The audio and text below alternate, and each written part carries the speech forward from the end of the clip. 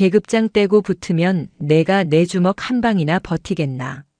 사내구실도 못하는 게 어디서 수컷 흉내야. 육군본부 중앙수사단장실. 두툼한 서류 뭉치가 허공을 가르고 날아가 철제 캐비닛에 쾅 하고 처박혔다. 살벌한 파여름에도 맞은편에 앉은 헌병 대위는 뻔뻔하게 다리를 꼬고 앉아 있었다. 707 특수임무단 시절 미친 아모랑이라 불리며 테러범들의 간담을 서늘하게 했던 강희수 중령. 그녀의 눈매가 서늘하게 가라앉았다. 중령님 말씀이 너무 거치십니다. 이건 엄연히 사단장님 지시사항입니다. 남녀 간의 치정 싸움이고 단순한 오해에서 빚어진 해프닝일 뿐이라고요.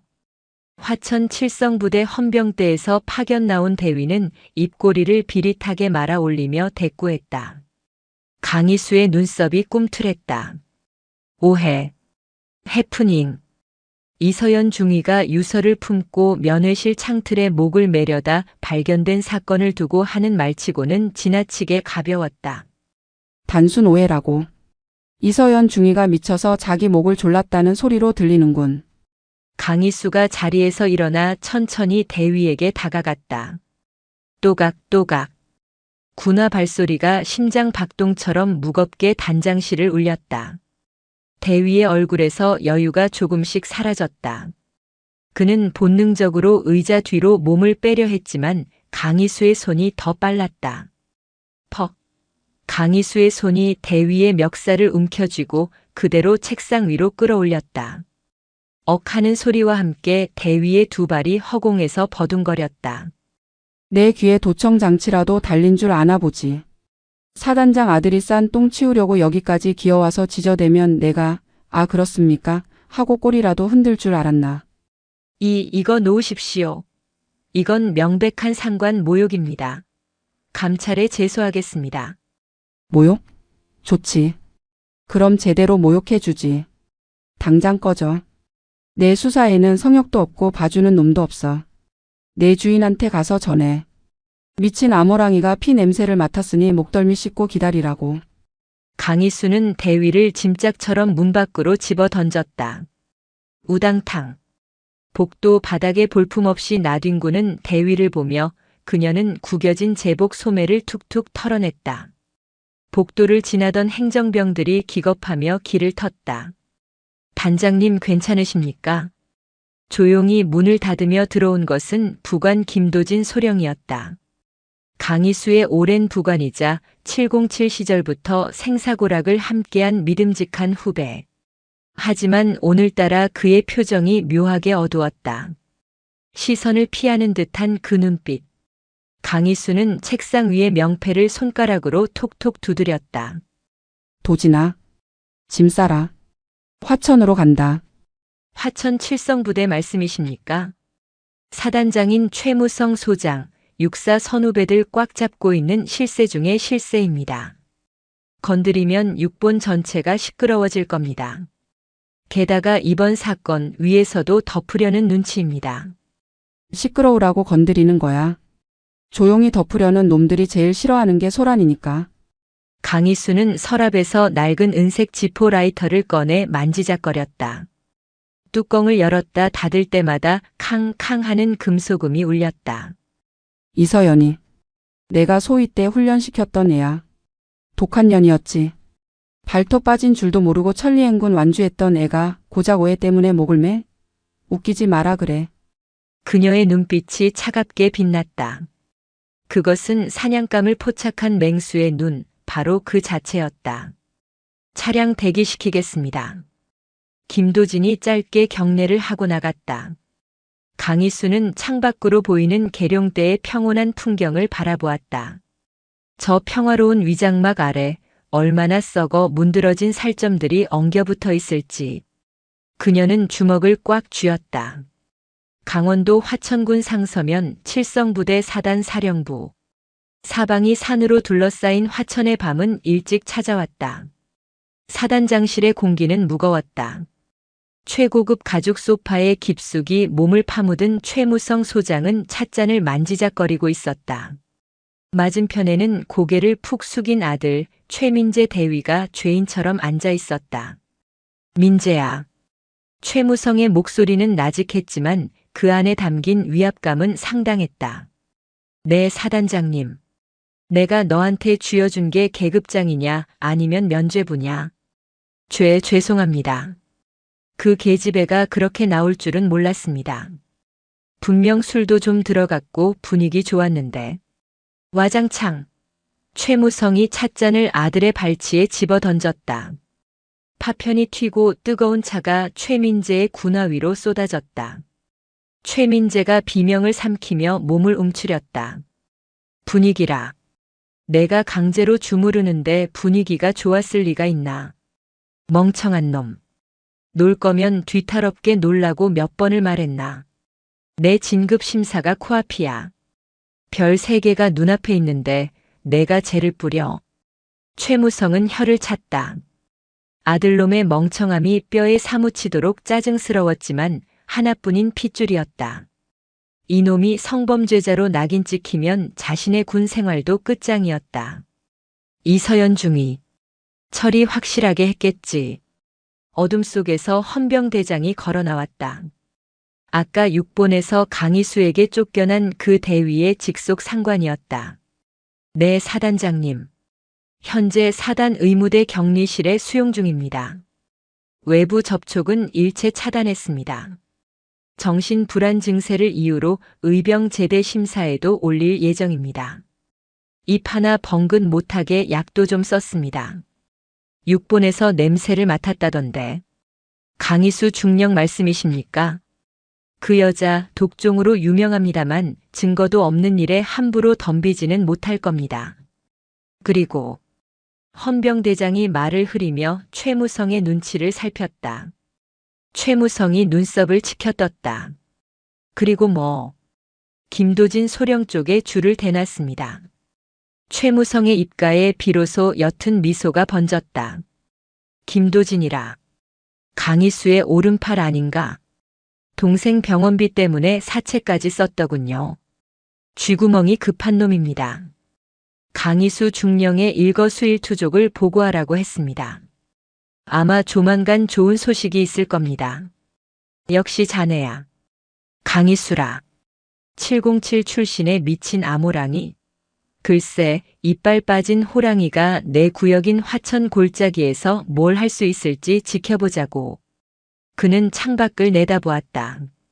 화악산 줄기 위로 검은 먹구름이 몰려오고 있었다. 비가 올 것 같았다. 피비린내를 씻어낼 아주 세찬 비가. 화천으로 향하는 관용차 안은 숨막히는 침묵만이 감돌았다. 강희수는 태블릿으로 이서연 중위의 인사기록 카드를 훑어보고 있었다. 성실하고 책임감 강한 장교. 동료들의 평판도 최상. 그런 그녀가 갑자기 사단장 아들을 유혹하고 그게 실패하자 자살 소동을 벌였다는 시나리오는 삼류 소설보다도 못했다. 도진아. 운전대를 잡은 김도진의 등이 움찔했다. 네, 단장님. 넌 내가 왜 널 부관으로 데리고 있는지 아나? 뜬금없는 질문이었다. 김도진이 백미러로 뒷좌석의 강희수를 힐끔 보았다. 강희수는 창밖을 보고 있었다. 제가 일을 잘해서 아닙니까? 사격도 무술도 단장님 다음으로는 자신 있습니다. 아니, 넌 거짓말을 못해. 707 훈련 때 기억나나? 교관 몰래 초코파이 훔쳐먹다 걸렸을 때 끝까지 아니라고 우기는데 입가에 초콜릿 묻어 있었던 거. 강희수가 피식 웃었다. 하지만 그 웃음은 차가웠다. 그때 얼차려 받느라 죽는 줄 알았습니다. 그래. 죽도록 굴렀지. 근데 도진아. 지금 내 눈이 그때랑 똑같다. 차 안의 공기가 순식간에 영하로 떨어진 듯 했다. 김도진의 손이 핸들을 꽉 쥐어 가죽이 비틀리는 소리가 났다. 끼익 차가 갓길에 급하게 멈춰섰다. 뒤따르던 화물차가 경적을 울리며 지나갔다. 무슨 말씀이십니까? 최무성 쪽에서 연락 왔었지. 강희수의 목소리는 낮고 확실했다. 떠보는 것이 아니었다. 확신이었다. 그녀는 김도진이 동생의 수술비 문제로 골머리를 앓고 있다는 것을 이미 알고 있었다. 김도진은 침을 꿀꺽 삼켰다. 식은땀이 관자놀이를 타고 흘러내렸다. 말해. 뭐라고 지저대던. 강희수가 상체를 앞으로 숙이며 운전석 헤드레스트 옆으로 얼굴을 들이밀었다. 나를 팔라고 하던가? 아니면 증거를 없애라고 하던가? 단장님, 저는 선택해. 내 부관으로 남을 건지 아니면 저 더러운 늙은이의 일회용 사냥개가 될 건지. 지금 내 대답에 따라 이 차가 화천으로 갈지 아니면 내군 생활 종착역으로 갈지 결정될 거다. 김도진은 핸들에 이마를 기댔다. 정적 속에서 빗방울이 차창을 때리기 시작했다. 후두둑 후두둑. 거세지는 빗소리가 김도진의 거친 숨소리를 덮었다. 사단장 측 참모가 접근해 왔습니다. 단장님의 수사 계획과 동선을 알려주면 제 동생의 수술비 전액과 빚을 갚아주겠다고 했습니다. 김도진의 목소리는 떨리고 있었다. 강희수는 등받이에 다시 몸을 깊게 기댔다. 그래서 넘겼나? 아직 아무것도 넘기지 않았습니다. 하지만 흔들렸습니다. 죽을 죄를 지었습니다. 김도진이 고개를 숙였다. 강희수는 차창 밖으로 시선을 돌렸다. 빗줄기가 굵어지고 있었다. 가자. 네, 화천으로 간다고. 흔들리는 건 제가 아냐. 꺾이지만 않으면 돼. 그리고 내 동생 수술비는 이번 일 끝나면 내가 알아서 해줄 테니까 헛짓거리 할 생각 마. 내 통장에 꽂힌 돈이 썩어나니까. 김도진의 눈이 커졌다. 그는 떨리는 손으로 다시 핸들을 잡았다. 눈가가 붉어져 있었다. 감사합니다. 정말 감사합니다, 단장님. 목숨 걸고 모시겠습니다. 감사는 나중에 해. 지금은 엑셀이나 밟아. 늦으면 이서연이 진짜 죽을지도 몰라. 이 빗줄기 심상치가 않아. 부앙. 엔진 소리와 함께 차가 다시 빗속을 뚫고 질주했다. 강희수는 입술을 깨물었다. 내부의 적은 일단 눌러놨지만 안심할 수는 없었다. 최무성. 그 늙은 여우는 김도진 하나만 믿고 있지는 않을 터였다. 화천에 도착하는 순간부터 진짜 전쟁이 시작될 것이었다. 2시간 후 칠성부대 위병소 앞. 장대비가 쏟아지는 가운데 무장한 헌병들이 바리케이드로 길을 막아섰다. 정지. 용무를 말씀하십시오. 우비를 입은 헌병이 차창을 두드렸다. 김도진이 창문을 내리고 신분증을 내밀었다. 육군본부 중앙수사단장 강희수 중령님이다. 문 열어. 하지만 헌병은 꼼짝도 하지 않았다. 무전기로 어딘가에 보고를 하더니 난처한 표정으로 다시 돌아왔다. 죄송합니다. 현재 사단 내 보안 점검 중이라 외부 차량 출입이 전면 통제되었습니다. 사단장님 특별 지시입니다. 보안 점검? 수사관이 왔는데 문을 걸어 잠가? 아주 대놓고 숨기겠다 이거군. 강희수가 차 문을 열고 내렸다. 쏟아지는 비를 그대로 맞으며 그녀가 헌병 앞으로 걸어갔다. 주 중령님, 차에 계십시오. 비 맞으십니다. 김도진이 우산을 들고 뛰어왔지만 강희수는 손을 들어 제지했다. 그녀는 헌병의 눈을 똑바로 쳐다보았다. 야, 바리케이드 치워. 죄송합니다. 명령입니다. 명령? 내 사단장 명령은 명령이고 내 명령은 개 짖는 소리냐? 강희수가 헌병의 우의 깃을 잡아챘다. 빗물에 젖은 그녀의 얼굴이 살기등등하게 빛났다. 지금 당장 이 바리케이드 안 치우면 내가 이걸 맨손으로 뜯어내고 들어갈 거야. 그리고 너희들 전부 공무집행 방해로 영창에 쳐넣을 거다. 선택해. 문을 열래 아니면 영창 갈래? 그때 위병소 안쪽에서 검은색 세단이 다가왔다. 창문이 내려가고 사단 법무참모가 비열한 웃음을 지으며 얼굴을 내밀었다. 아이고 강 중령님. 707 출신이라더니 화천까지 와서 행패를 부리십니까? 여기는 육본이 아닙니다. 돌아가시죠. 강희수가 피식 웃으며 재킷을 벗어 김도진에게 던졌다.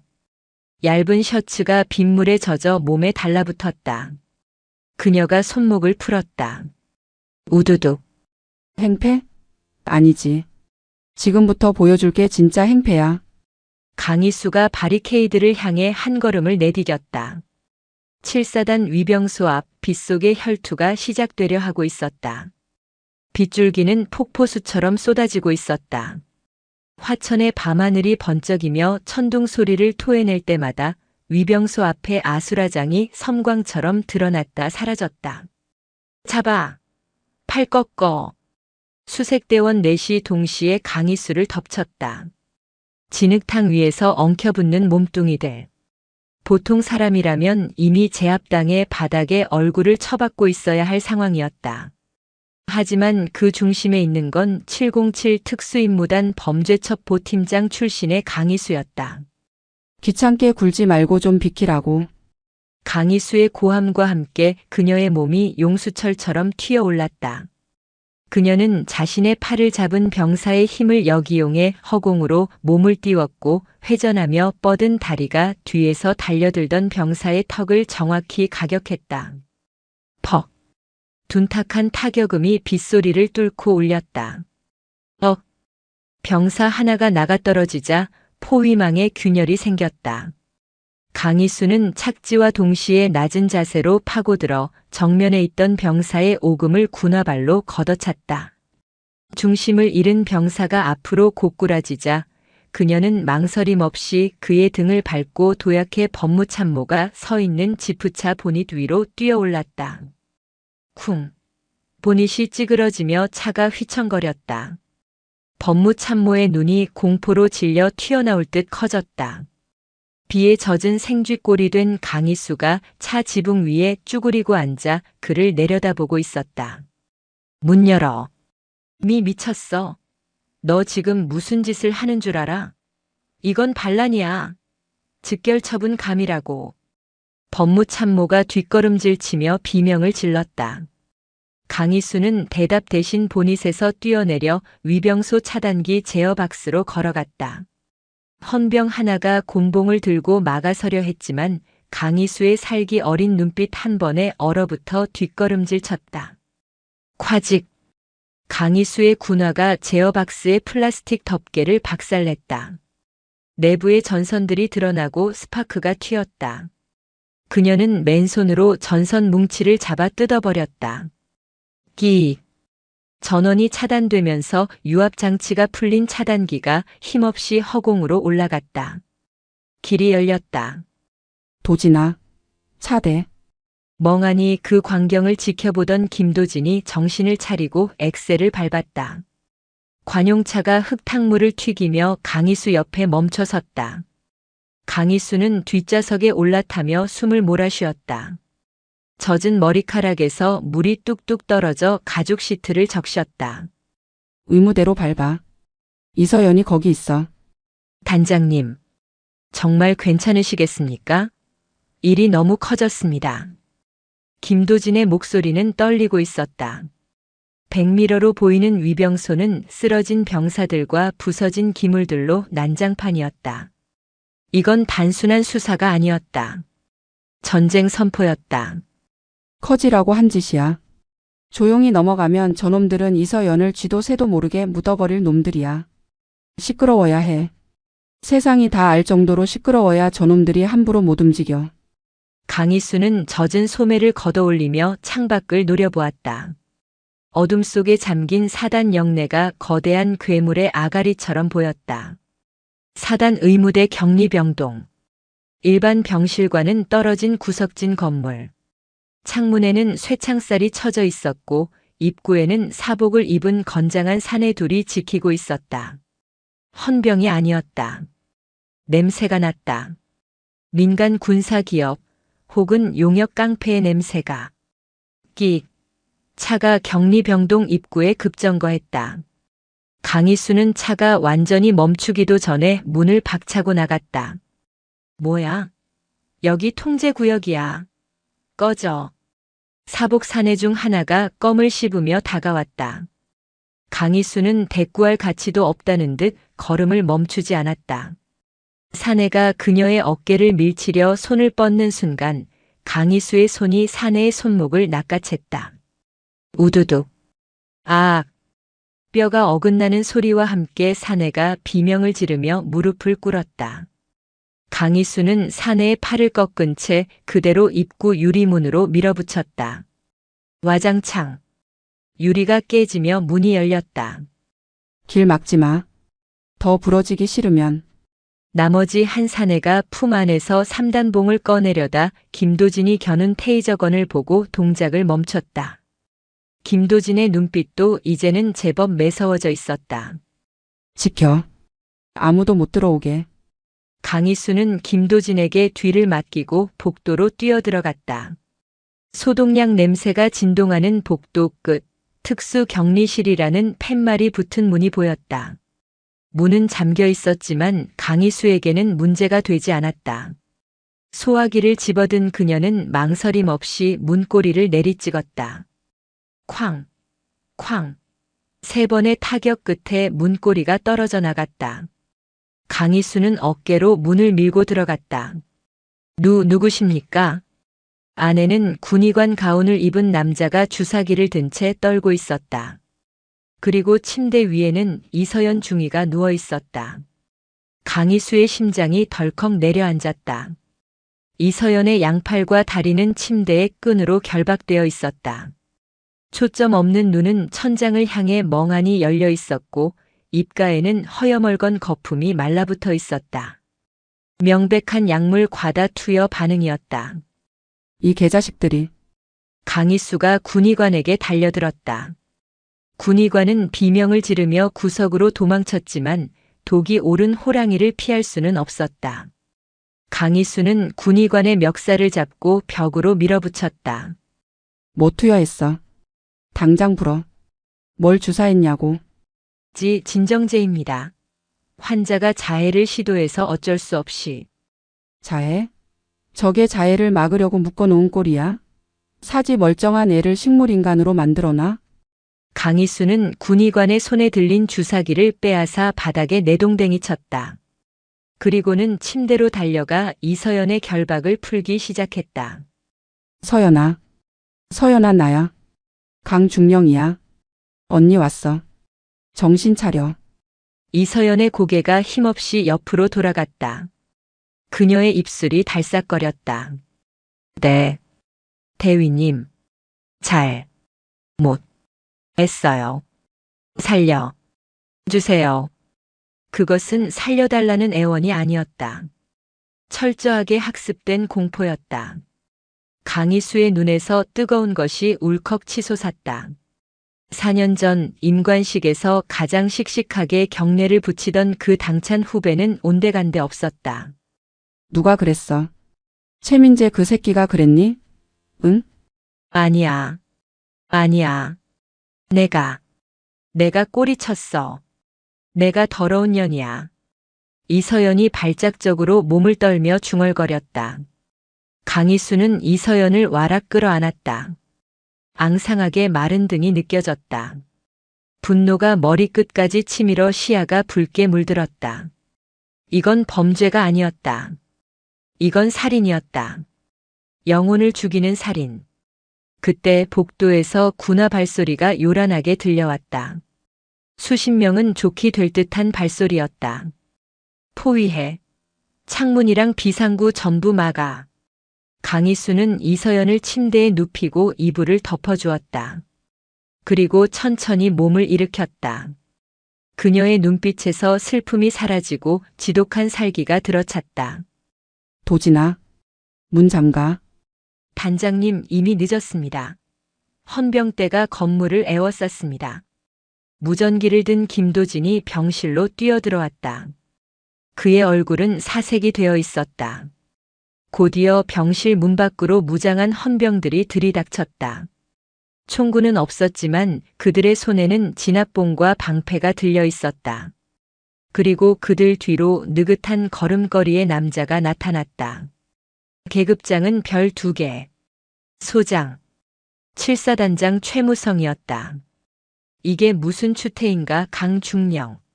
남의 부대에 허락도 없이 쳐들어와서 기물을 파손하고 의료진을 폭행하고 환자를 납치하려 하다니. 최무성은 혀를 차며 병실을 둘러보았다. 그의 시선이 침대 위에 이서연에게 머물렀다가 곧 흥미 없다는 듯 강희수에게로 옮겨갔다. 추태? 당신 아들놈이 저지른 짓에 비하면 이건 애교 수준이지. 당신이 군인이야? 별 달고 부하들 등쳐먹는 게 부끄럽지도 않아? 강희수가 으르렁거렸다. 하지만 최무성은 여유만만했다. 그는 품에서 종이 한 장을 꺼내 흔들었다. 강희수 중령. 자네를 상관 모욕, 특수 공무집행 방해, 그리고 군사시설 침입 및 기물 파손 혐의로 긴급 체포한다. 내 아들, 증거 있나? 하지만 자네가 저지른 난동은 여기 있는 수십 명의 눈과 CCTV가 증거야. 함정이었다. 처음부터 강희수가 흥분해서 날뛰도록 유도한 것이었다. 위병소에서 시간을 끈 것도 법무참모가 도발한 것도 전부 이 순간을 위한 빌드업이었다. 강희수를 수사관이 아닌 범죄자로 만들어 수사권 자체를 박탈하려는 속셈이었다. 증거? 좋아. 증거 타령하니까 보여주지. 강희수는 주머니에서 스마트폰을 꺼내려 했다. 녹음 기능을 켜두었었다. 하지만 그 순간 옆에 있던 김도진이 강희수의 팔을 잡았다. 단장님, 죄송합니다. 철컥. 차가운 금속의 감촉이 강희수의 손목에 닿았다. 수갑이었다. 강희수는 믿을 수 없다는 눈으로 김도진을 바라보았다. 김도진은 고개를 숙인 채 강희수의 손목에 수갑을 채우고 있었다. 김도진, 너 지금 동생 수술비가 급했습니다. 그리고 이길 수 없는 싸움입니다. 포기하십시오. 최무성이 박수를 쳤다. 훌륭해. 역시 김소령은 현명하군. 약속대로 자네 동생은 내일 당장 서울 최고의 병원에서 수술받게 될 거야. 빚도 전부 청산해주지. 강희수의 머릿속이 하얗게 비어버렸다. 배신. 아무리 흔들렸다고 해도 설마 했던 일이 눈앞에서 벌어졌다. 김도진이 자신의 손목에 수갑을 채웠다. 강희수는 저항할 힘조차 잃은 듯 멍하니 서 있었다. 끌고 가. 영창에 쳐넣어. 그리고 이서연 중위는 상태가 악화되었으니 더 깊숙한 곳으로 옮긴다. 아무도 접근 못하게 해. 헌병들이 달려들어 강희수의 양팔을 붙잡았다. 강희수는 반항하지 않았다. 아니, 반항하지 못했다. 그녀의 시선은 계속해서 김도진에게 고정되어 있었다. 김도진은 끝내 고개를 들지 못했다. 도진아, 끌려나가던 강희수가 나직하게 불렀다. 기억해라. 내가 널 죽이러 올 때는 경고 없이 올 거다. 김도진의 어깨가 눈에 띄게 움찔했다. 강희수는 헌병들에게 질질 끌려 병실을 나갔다. 빗소리가 다시 거칠게 들려왔다. 모든 것이 끝난 것 같았다. 최무성은 만족스러운 미소를 지으며 이서연의 침대로 다가갔다. 쯧쯧. 운이 없었어, 아가씨. 그냥 조용히 있었으면 돈 좀 쥐어주고 보냈을 텐데. 감히 내 앞길을 막으려 들어? 최무성이 이서연의 뺨을 톡톡 쳤다. 이서연은 공포에 질려 눈물만 흘렸다. 사단 헌병대 지하 유치장. 축축하고 곰팡이 냄새가 나는 독방. 강희수는 차가운 시멘트 바닥에 앉아 있었다. 수갑은 풀렸지만 철창은 굳게 닫혀 있었다. 밖에는 무장한 헌병 둘이 교대로 감시를 서고 있었다. 스마트폰도 지갑도 신분증도 모두 압수당했다. 그녀가 가진 것은 젖은 군복 한 벌과 가슴 속에서 타오르는 분노뿐이었다. 아, 강희수는 무릎에 얼굴을 묻고 헛웃음을 터뜨렸다. 완벽하게 당했다. 흥분에 눈이 멀어 앞뒤 안 가리고 뛰어든 대가가 참혹했다. 이서연은 더 위험해졌고 자신은 갇혔으며 믿었던 부관은 배신했다. 식사입니다. 철창 아래 배 식구로 식판이 밀려 들어왔다. 퉁퉁 부른 짜장면이었다. 강희수는 식판을 발로 밀어버렸다. 최무성한테 가서 전해. 이딴 걸로 내 입 못 막는다고. 조용히 하십시오. 시끄럽게 굴면 독방 조명 끄라는 지시가 있었습니다. 헌병은 사무적으로 대꾸하고 돌아섰다. 강희수는 벽에 등을 기대고 앉았다. 머리를 식혀야 했다. 707 시절 적진 한가운데 고립되었을 때를 떠올렸다. 그때도 살아서 돌아왔다. 방법은 있다. 반드시 있다. 그녀는 눈을 감고 방금 전 상황을 복기했다. 김도진의 배신, 수갑을 채우던 그의 떨리는 손, 그리고 마지막에 그가 자신의 손바닥에 꾹 눌러주었던 무언가. 강희수는 주먹을 쥐고 있던 오른손을 폈다. 손바닥 안에 작은 쪽지가 꼬깃꼬깃 접혀 있었다. 수갑을 채우는 척하며 김도진이 몰래 쥐어준 것이었다. 심장이 다시 뛰기 시작했다. 배신이 아니었나? 아니면 이중첩자? 강희수는 감시병의 눈을 피해 조심스럽게 쪽지를 폈다. 어두운 조명 아래 휘갈겨 쓴 글씨가 보였다. 오늘 밤 2시. 환풍구. 이서연 중위 내일 아침 폐쇄병동으로 이송 예정. 짧은 두 문장. 하지만 강희수에게는 충분했다. 김도진은 배신한 척 연기를 한 것이었다. 최무성을 안심시키고 강희수를 최악의 상황에서 빼내기 위한 도박. 강희수는 쪽지를 입에 넣고 씹어 삼켰다. 종이의 씁쓸한 맛이 입안에 퍼졌다. 그래. 이거지. 그녀의 눈빛이 다시 살아났다. 시계를 볼 수는 없었지만 감각적으로 알 수 있었다. 이 시까지는 앞으로 4시간. 그녀는 천장을 올려다보았다. 구석에 낡은 환풍구가 보였다. 녹이 슬어 헐거워 보이는 나사들. 강희수는 입꼬리를 올렸다. 최무성. 축배는 아직 일러. 이 미친 호랑이가 철창을 씹어먹고 나갈 테니까. 밤이 깊어질수록 빗소리는 더욱 거세지고 있었다. 화천의 산골짜기 아무도 모르는 지하 감옥에서 반격의 서막이 오르고 있었다. 강희수는 조용히 몸을 풀기 시작했다. 같은 시각 사단장 관사. 최무성은 최고급 양주를 잔에 따르며 콧노래를 흥얼거렸다. 소파에는 김도진이 굳은 표정으로 앉아 있었다. 김소령 한 잔밖에. 오늘 아주 큰 공을 세웠어. 감사합니다. 하지만 강중령님은 어떻게 처리하실 생각입니까? 김도진이 조심스럽게 물었다. 최무성은 잔을 비우고 잔인하게 웃었다. 어떻게 하긴. 군법회의에 넘겨서 옷 벗겨야지. 실형 살게 만들어서 다시는 사회에 발 못 붙이게 할 거야. 자네도 증인으로 서야 하니 마음 단단히 먹어. 네. 알겠습니다. 걱정 마. 자네는 내 라인이야 이제. 이번 일만 잘 마무리되면 내년에 중령 진급은 따놓은 당상이야. 최무성은 김도진의 어깨를 두드렸다. 김도진은 억지로 미소를 지어 보였다. 하지만 그의 주먹은 무릎 위에서 하얗게 질릴 정도로 꽉 쥐어 있었다. 조금만 참으십시오, 단장님. 반드시 기회를 만들겠습니다. 김도진은 마음속으로 되뇌었다. 호랑이 굴에 들어온 이상 호랑이 새끼를 잡지 못하면 죽는 건 자신들이었다.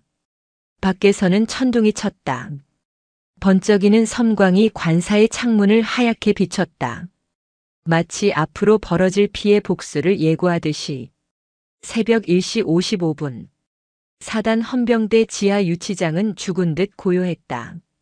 간간이 들려오는 것은 건물 밖에서 으르렁거리는 천둥 소리와 복도 끝 당직 사관이 넘기는 책장 소리뿐이었다. 강희수는 철창 너머 감시병을 주시했다.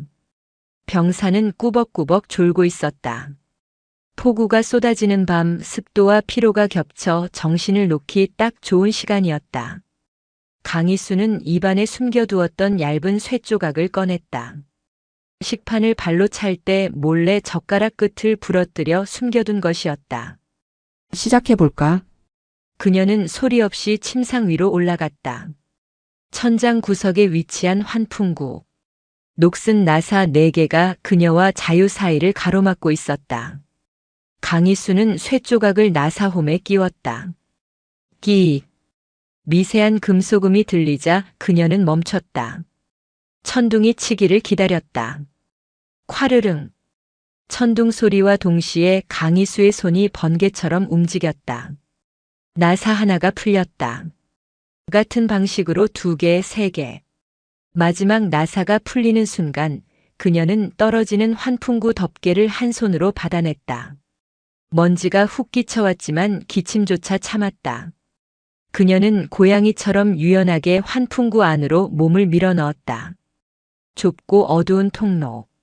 쥐새끼나 다닐 법한 곳이었지만 707 시절 하수구에서 사흘을 버틴 그녀에게는 4차선 도로처럼 느껴졌다. 기다려라, 최무성. 내 놈 목덜미를 물어뜯으러 가는 중이니까. 강희수는 포복으로 전진했다. 팔꿈치와 무릎이 거친 함석판에 긁혀 쓰라렸지만 속도는 줄지 않았다. 김도진이 말한 접선 장소는 본관 건물 뒤편, 폐기된 보일러실 환기구였다. 10분쯤 기었을까. 저 멀리 희미한 빛이 보였다. 출구였다. 강희수는 조심스럽게 격자무늬 덮개를 발로 밀었다. 툭. 덮개가 열리고 눅눅한 밤 공기가 밀려 들어왔다. 그녀는 바닥을 확인하고 소리 없이 착지했다. 단장님. 어둠 속에서 누군가 다가왔다. 김도진이었다. 그는 검은색 비옷을 입고 커다란 더플백을 메고 있었다. 늦었으면 죽여버리려고 했는데 시간은 칼같이 지키네. 강희수가 피식 웃으며 먼지를 털어냈다. 김도진은 죄책감 가득한 얼굴로 고개를 숙였다. 면목 없습니다. 그렇게라도 하지 않으면 단장님을 빼낼 방법이 없었습니다. 알아. 내 연기 제법 늘었더군. 수갑 찰 때 손 덜덜 떠는 것만 빼면 완벽했어. 강희수는 김도진이 건넨 더플백을 열었다. 안에는 검은색 전술복과 전투화, 그리고 3단봉 2개와 테이저건, 바디캠이 들어있었다. 그녀는 젖은 군복을 벗어 던지고 빠르게 전술복으로 갈아입었다. 몸에 딱 맞는 옷을 입자 비로소 전투 태세가 갖춰진 느낌이었다. 상황이 안 좋습니다. 이서연 중위 이송 시간이 당겨졌습니다. 내일 아침이 아니라 지금 당장 옮길 모양입니다. 30분 뒤에 구급차가 출발합니다. 김도진의 말에 강희수의 눈매가 매섭게 변했다. 어디로? 민간 정신병원입니다. 거기 들어가면 영원히 못 나옵니다. 약물로 폐인을 만들 작정입니다. 급하긴 급한가 보네, 최무성. 증거 인멸하려고 발악을 하는군. 강희수는 3단봉을 허리춤에 차고 장갑을 꼈다. 쫙. 가죽 장갑이 손에 감기는 소리가 빗소리를 뚫고 들렸다. 도진아. 너 운전 실력 녹슬지 않았지? 707 수송팀장 출신입니다. 좋아. 구급차 우리가 접수한다. 의무대로 이동. 두 그림자가 빗속으로 사라졌다. 칠성부대의 어두운 밤 사냥꾼과 사냥감의 위치가 바뀌는 순간이었다. 4단 의무대 후문. 앰뷸런스 한 대가 시동을 건 채 대기하고 있었다. 주위에는 사복을 입은 건장한 사내 넷과 군의관 한 명이 초조하게 서성이고 있었다. 빨리 실어. 사단장님 지시다. 해 뜨기 전에 처리해야 해. 헌병대장의 고함에 사내들이 들것을 들고 나왔다. 들것 위에는 축 늘어진 이서연이 묶여 있었다. 빗물이 그녀의 창백한 얼굴 위로 떨어졌다. 숲속 덤불 뒤에서 이 광경을 지켜보던 강희수가 낮게 의졸였다. 인원 5. 무장은 곤봉이랑 전기 충격기. 헌병대장은 권총 차고 있어. 내가 사복 넷을 맡는다. 넌 헌병대장과 운전병을 처리해. 총소리 나면 안 돼. 알겠습니다. 신호 주시죠. 강희수는 바닥에 굴러다니는 돌멩이 하나를 집어들었다. 그녀의 시선이 의무대 건물 외벽에 붙은 보안등을 향했다. 체행. 날카로운 파열음과 함께 보안등이 깨지며 주위가 순식간에 암흑천지로 변했다. 뭐야? 누가 불 껐어? 당황한 사내들이 우왕좌왕하는 사이 어둠 속에서 강희수가 튀어나갔다. 바람을 가르는 소리조차 없었다. 강희수는 가장 가까이 있던 사내의 뒤로 접근해 무릎 뒤 오금을 걷어찼다. 소리를 낼 틈도 없이 쓰러진 사내의 명치에 강희수의 주먹이 꽂혔다. 하나. 누구냐? 다른 사내가 곤봉을 휘둘렀다. 강희수는 고개를 숙여 피함과 동시에 품에서 3단봉을 꺼내 쫙 폈다. 강철과 강철이 부딪히며 불꽃이 튀었다. 강희수는 곤봉을 쳐내고 회전하며 사내의 관자놀이를 3단봉 끝으로 가격했다. 퍽! 사내가 나무 토막처럼 쓰러졌다. 둘. 순식간에 동료 둘이 당하자 남은 둘은 겁에 질려 뒷걸음질 쳤다. 이 미친년이. 그들이 전기 충격기를 지직거리며 달려들었다. 강희수는 침착했다. 그녀는 빗물이 고인 웅덩이를 박차고 공중으로 도약했다. 707 시절 대테러 훈련으로 다져진 고공 발차기가 장렬했다. 양발이 동시에 두 사내의 가슴팍을 강타했다. 콰당. 사내들은 앰뷸런스 뒷문에 처박히며 기절했다. 넷. 정리 끝. 한편 운전석 쪽에서는 김도진이 헌병대장을 제압하고 있었다. 권총을 뽑으려던 헌병대장의 손목을 꺾고 유도 기술로 바닥에 매다 꽂았다. 끄악. 너 김도진. 죄송합니다, 대장님. 잠시 주무십시오. 김도진이 수도로 헌병대장의 목덜미를 내리쳤다. 헌병대장은 거품을 물고 기절했다. 강희수는 앰뷸런스 뒷문을 열고 이서연의 상태를 확인했다. 다행히 숨은 붙어 있었다. 서연아, 괜찮아. 이제 집에 가자. 강희수는 이서연의 결박을 풀고 김도진에게 신호를 보냈다. 도진아, 서연이 데리고 안전가옥으로 튀어. 춘천에 내가 아는 안전한 곳이 있어. 좌표 찍어줄 테니까 거기로 가서 숨어 있어. 단장님은요? 같이 안 가십니까? 김도진이 놀란 눈으로 물었다. 강희수는 사단 본청 쪽을 바라보았다. 가장 높은 곳, 사단장실의 불은 아직 꺼지지 않고 있었다. 나는 아직 할 일이 남았어. 설마 사단장실로 가실 생각이십니까? 거긴 지금 경계가 삼엄할 겁니다. 자살 행위입니다. 이대로 도망치면 우린 평생 쫓기는 신세야. 그리고 이서연의 명예는 영원히 꽃뱀으로 남는 거야. 끝을 봐야지. 강희수는 바닥에 떨어진 헌병대장의 무전기를 집어들었다. 그리고 나한테 빚진 게 있잖아. 채무성 그 늙은이가. 이자까지 쳐서 받아내야지.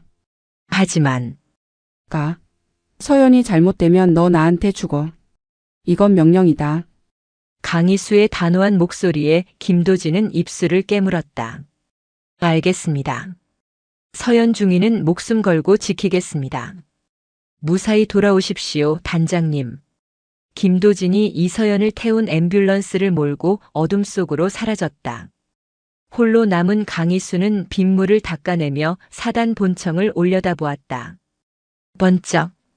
번개가 치며 건물의 실루엣이 드러났다. 5층. 사단장실. 강희수는 전술조끼에 끈을 조였다. 자, 지금부터 시작이다. 사단 본청 로비는 이미 비상경계 태세였다.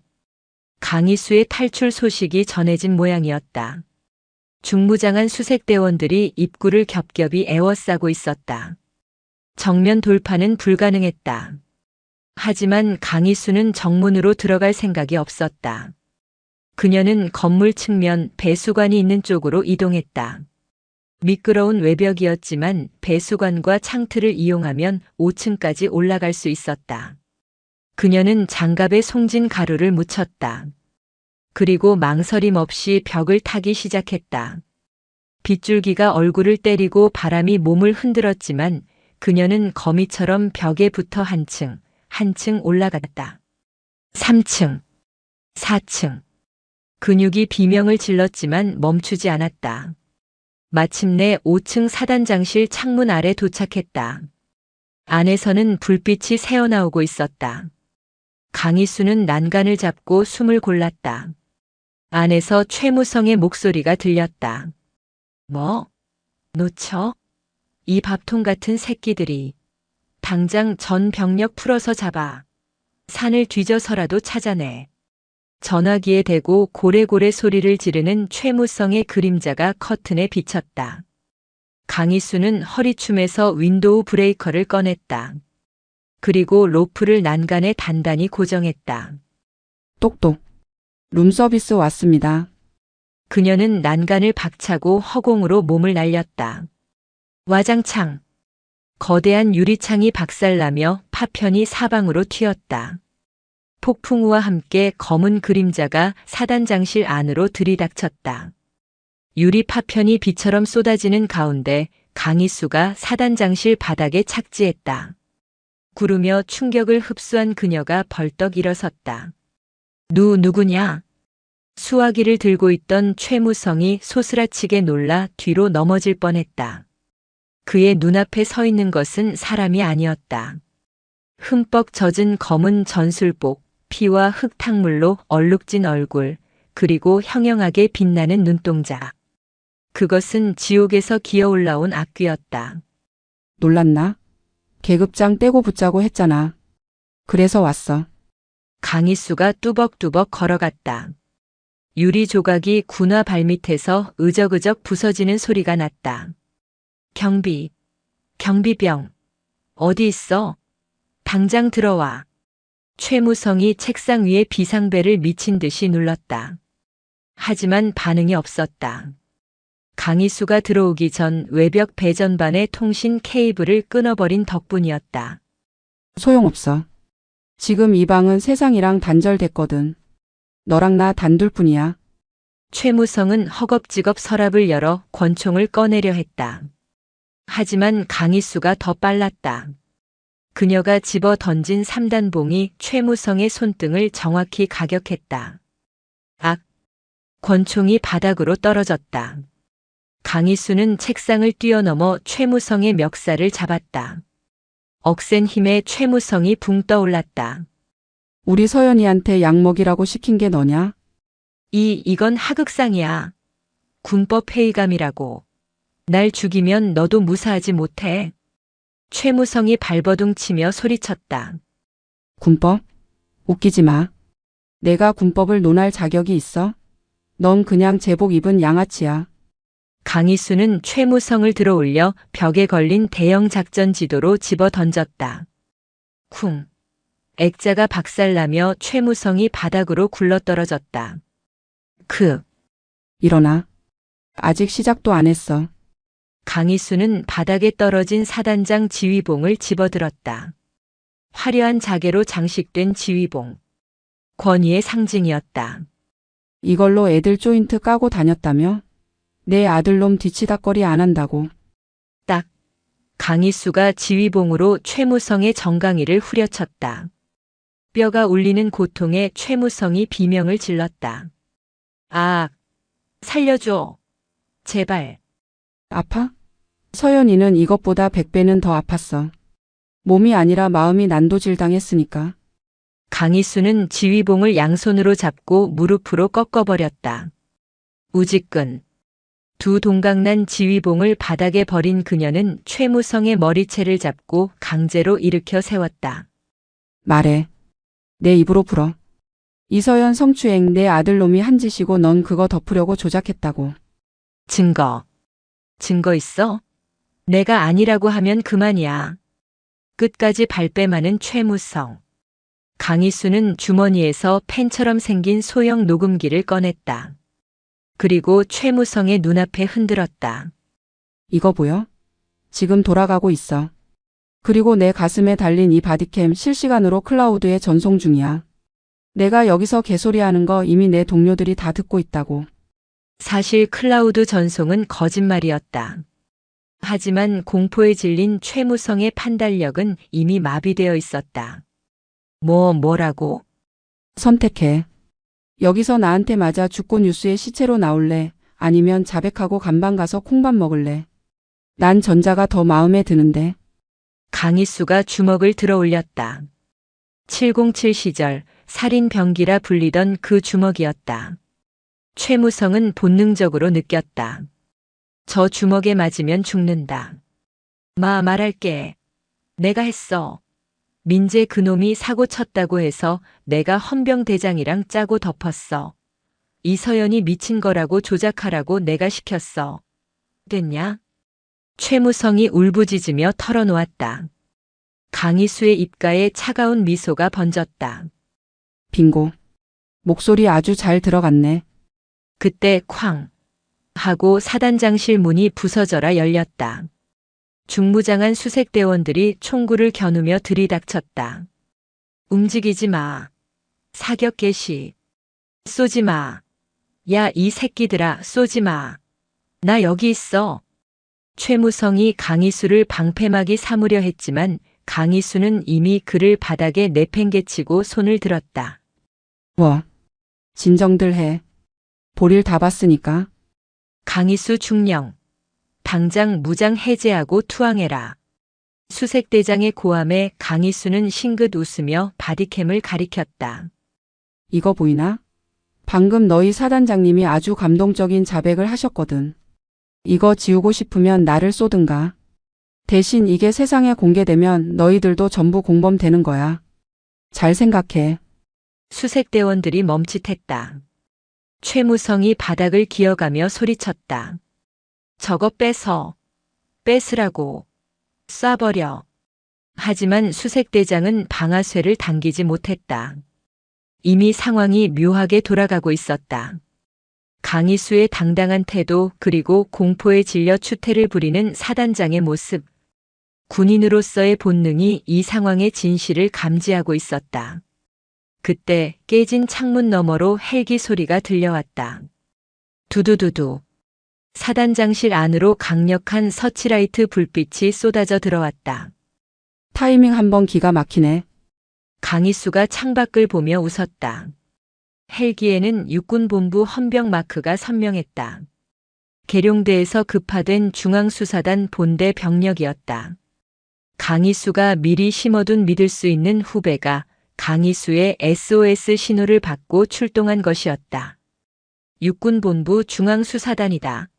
전 병력 무장 해제하고 대기하라. 지금 이 시각부로 7사단 지휘권은 육군본부에서 접수한다. 확성기 소리가 영내를 울렸다. 수색대원들은 서로 눈치를 보다가 슬그머니 총구를 내렸다. 최무성은 망연자실한 표정으로 주저앉았다. 헬기에서 로프가 내려오고 검은 대테러복을 입은 수사관들이 창문으로 진입했다. 그들은 강희수에게 거수 경례를 붙였다.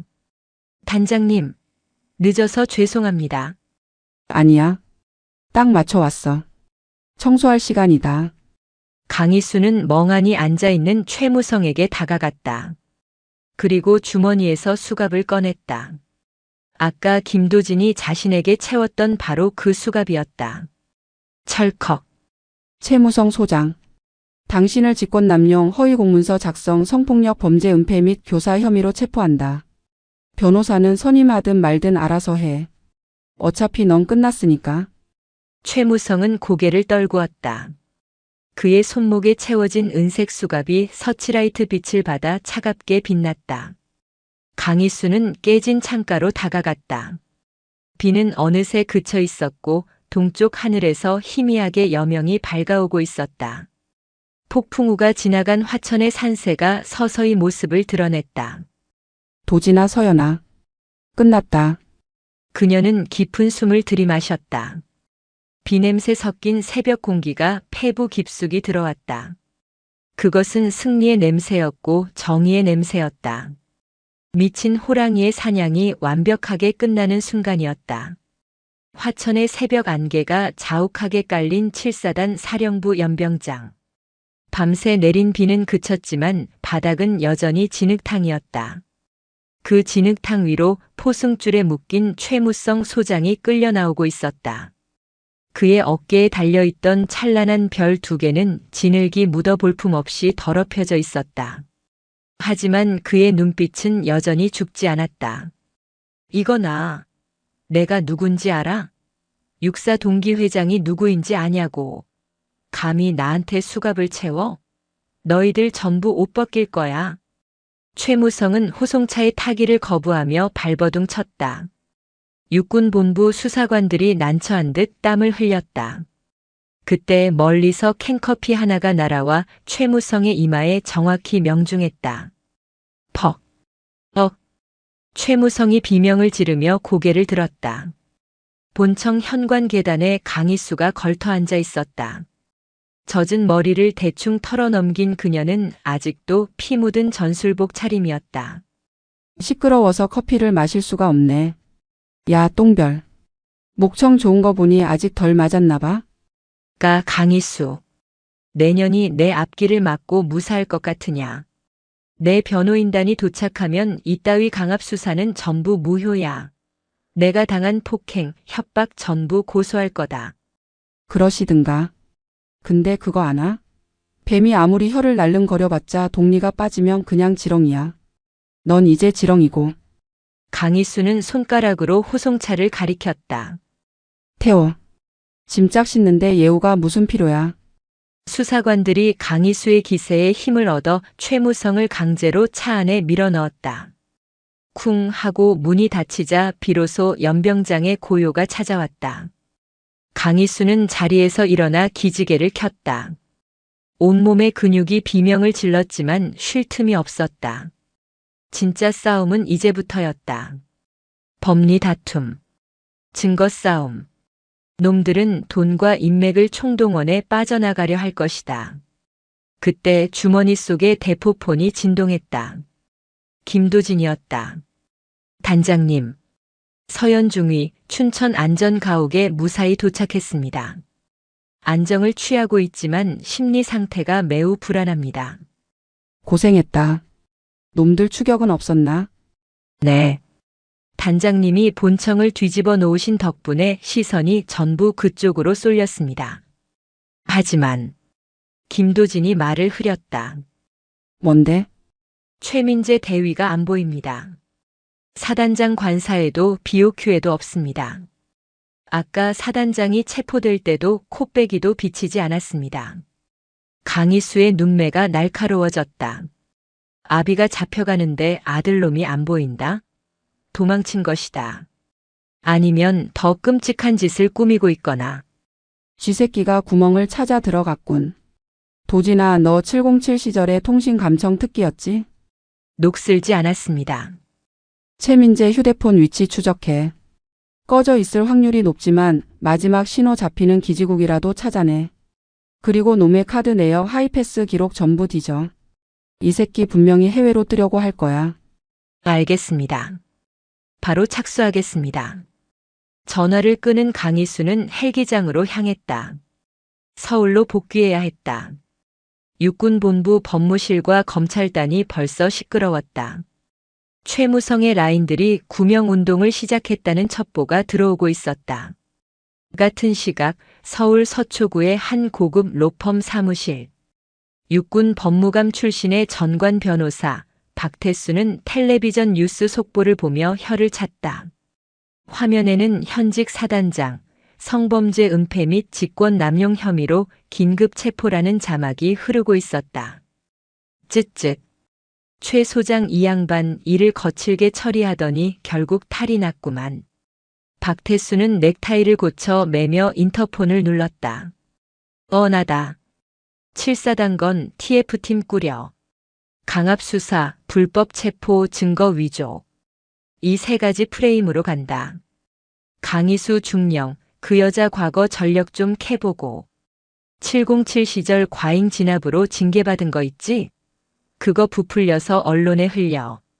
미친 개가 무고한 장군을 물었다. 뭐 이런 식으로. 그는 서류 가방을 챙겨 들었다. 수임료로 이미 강남 아파트 한 채 값이 입금된 상태였다. 진실 따위는 중요하지 않았다. 어떻게 덮느냐가 중요할 뿐. 군대는 계급이지. 정의가 아니라고. 박태수는 비릿한 웃음을 지으며 사무실을 나섰다. 육군본부 중앙수사단 조사실.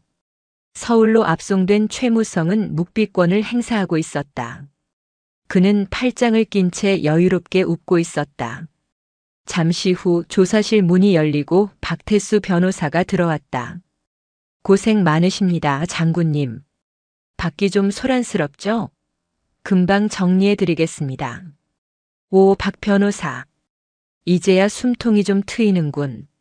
저 무식한 수사관 나부랭이들이 내 몸에 손을 댔어.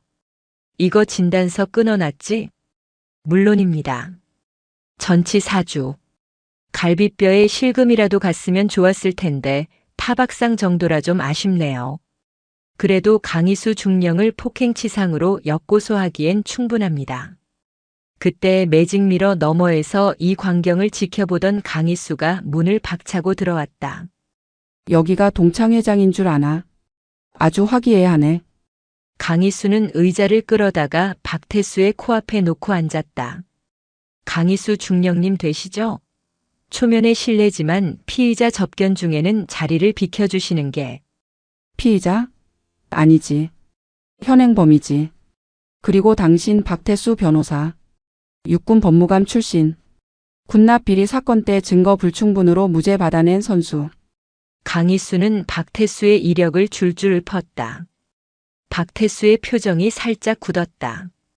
근데 이번엔 번지수 잘못 찾았어. 이건 비리가 아니라 강력범죄야. 그리고 내가 잡은 놈은 절대 안 놓쳐. 법은 감정으로 하는 게 아닙니다, 중령님. 증거가 있어야죠. 최 소장님의 자백, 그거 폭행과 협박에 의한 거 아닙니까? 녹취록 들어보니 지휘봉 부러뜨리는 소리까지 나던데. 그게 증거 능력이 있을까요? 박태수는 노련했다. 강희수의 아킬레스건을 정확히 찔러왔다. 그래? 그럼 이건 어때? 강희수는 품에서 USB 하나를 꺼내 테이블 위에 던졌다. 최무성 사단장실 금고에서 나온 거야. 비밀 장부. 지난 3년간 군납업체한테 받은 뇌물 리스트, 그리고 아들 최민재가 사고 칠 때마다 합의금으로 나간 돈의 출처. 전부 여기 들어있어. 사실 이 USB는 현장에서 확보한 것이 아니었다. 3장과 4장 사이 강희수가 사단장실을 뒤질 때 발견한 것이었지만 아직 분석이 끝나지 않은 상태였다. 하지만 강희수는 블러핑을 걸었다. 놈들의 눈동자가 흔들리는 걸 보기 위해서였다. 최무성의 눈이 커졌다. 그게 왜 거기서? 왜? 없어진 줄 알았어? 내가 증거 인멸하려고 태운 건 껍데기야. 진짜는 내가 챙겼지. 이거 언론에 터지면 성범죄 은폐는 애교 수준이 될 텐데. 횡령, 배임, 뇌물수수. 변호사 양반 이거 다 막으려면 수임료 더 받아야겠는데? 박태수의 얼굴에서 여유가 사라졌다. 성범죄는 피해자 진술을 탄핵해서 뒤집을 수 있지만 돈 문제는 빼도 박도 못하는 증거 싸움이었다. 선택해. 성범죄 은폐 인정하고 옷 벗을래? 아니면 뇌물까지 엮여서 평생 감방에서 썩을래? 강희수는 USB를 다시 주머니에 넣으며 일어섰다. 시간 줄 테니까 잘 상의해봐. 아, 그리고 박 변호사님.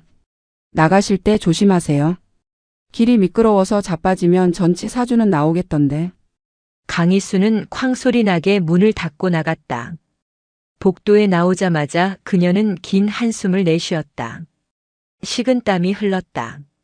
사실 USB는 암호가 걸려 있어 아직 열어보지도 못한 상태였다.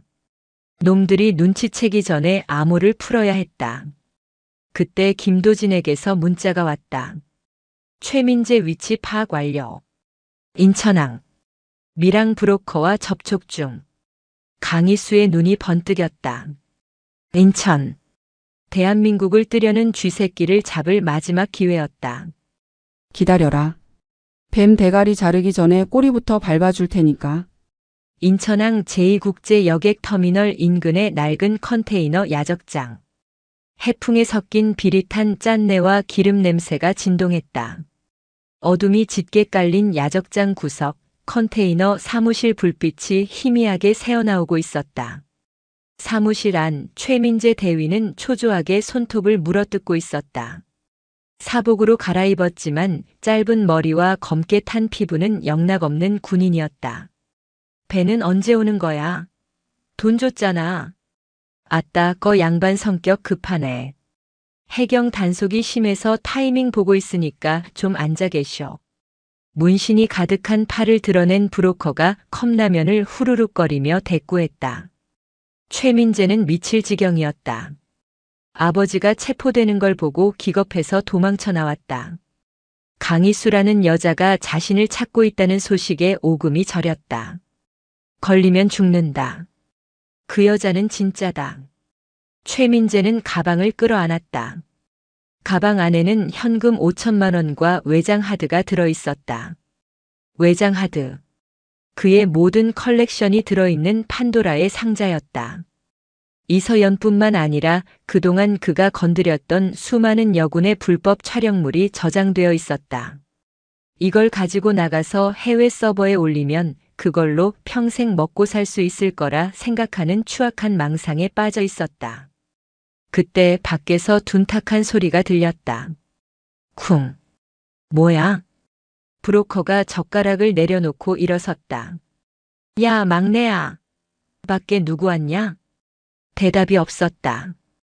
브로커는 품에서 회칼을 꺼내 들고 문 쪽으로 다가갔다. 최민재는 구석으로 몸을 숨겼다. 끼익. 철문이 열리고 브로커가 고개를 내미는 순간. 퍽. 검은 그림자가 브로커의 얼굴을 강타했다. 브로커는 비명도 지르지 못하고 뒤로 낮아빠졌다. 컵라면 국물이 사방으로 튀었다. 문 앞에 서 있는 것은 검은 모자를 푹 눌러 쓴 강희수였다. 그리고 그 뒤로 3단봉을 든 김도진이 서 있었다. 찾았다, 쥐새끼. 강희수가 모자를 벗으며 사무실 안으로 들어왔다. 최민재의 눈동자가 지진 난 듯 흔들렸다. 강희수. 어딜 그렇게 급하게 가시나? 아버지 면회는 가야지? 오지 마. 오면 다 죽여버릴 거야.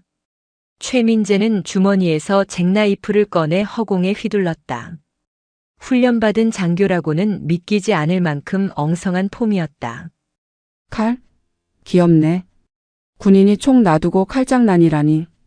강희수는 혀를 차며 다가갔다. 그때 쓰러졌던 브로커가 비틀거으며 일어났다. 그리고 안쪽 방에서 대기하던 조직원 넷이 우르르 튀어나왔다. 쇠파이프와 강목을 든 험악한 놈들이었다. 뭐야 이년은? 남의 영업장에 와서 행패야? 브로커가 코피를 닦으며 소리쳤다. 영업? 사람 빼돌리는 게 영업이면 내가 하는 건 청소야. 쓰레기 청소. 강희수는 김도진을 돌아보았다. 도진아, 너 3분이면 되지? 2분이면 충분합니다. 김도진이 3단봉을 펴며 앞으로 나섰다. 좋아. 난 저 찌질이 좀 교육해야겠으니까 잔챙이들은 내가 맡아. 말이 끝나기가 무섭게 난투극이 벌어졌다. 좁은 컨테이너 사무실은 순식간에 아수라장이 되었다. 김도진은 유연한 몸놀림으로 조직원들의 공격을 피하고 급소를 정확히 타격했다. 707 시절 강희수에게 혹독하게 훈련받은 실력이 유감없이 발휘되었다. 강희수는 난장판을 뚫고 최민재에게 직진했다. 최민재가 덜덜 떨며 칼을 찔러왔다. 강희수는 피하지 않았다.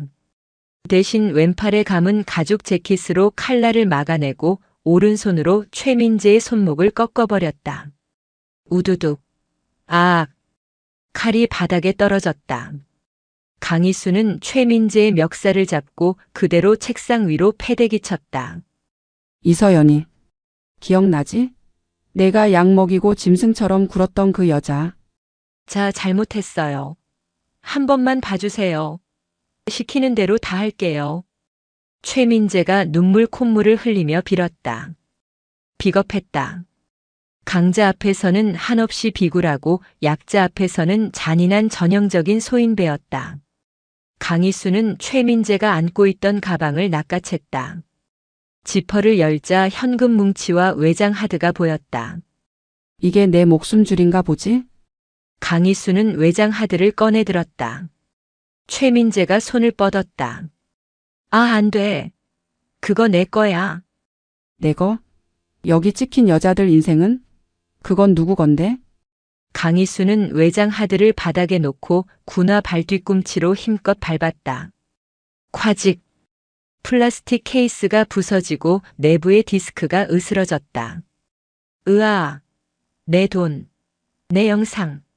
최민재가 절규했다. 강희수는 싸늘한 눈으로 그를 내려다보았다. 걱정 마. 이건 복사본일 테고 원본은 내 컴퓨터나 클라우드에 있겠지.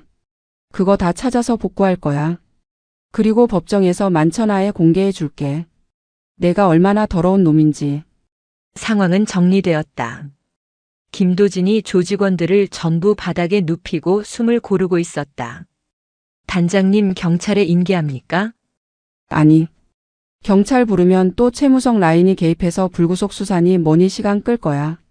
우리가 직접 압송한다. 육봉 구치소 독방에 쳐넣어.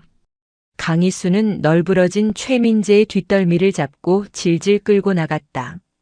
일어나. 내 아버지가 옆방에서 기다리신다.